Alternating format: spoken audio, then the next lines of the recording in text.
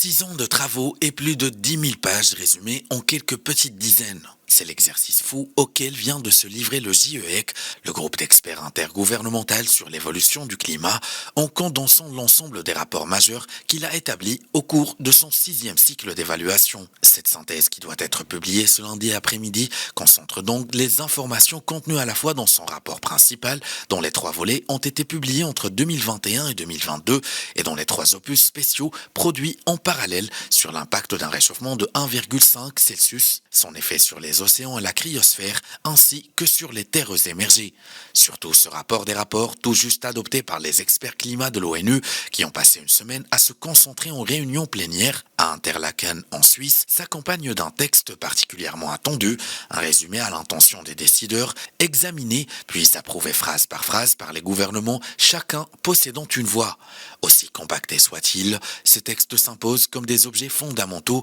car ils vont constituer la base scientifique des négociations internationales au sujet du climat pour plusieurs années, un outil incontestable sur lequel tous les États vont s'appuyer. Ce rapport va donc façonner les décisions politiques lors des prochaines COP, les conférences mondiales sur le climat, à commencer par la COP 28 prévue à Dubaï à la fin de l'année. Il servira en particulier de colonne vertébrale au tout premier bilan mondial de la mise en œuvre de l'accord de Paris. Un bilan qui doit permettre d'évaluer les progrès des États pour faire face à la crise climatique et voir comment accélérer le mouvement pour éviter la catastrophe, souligne le World Resources Institute.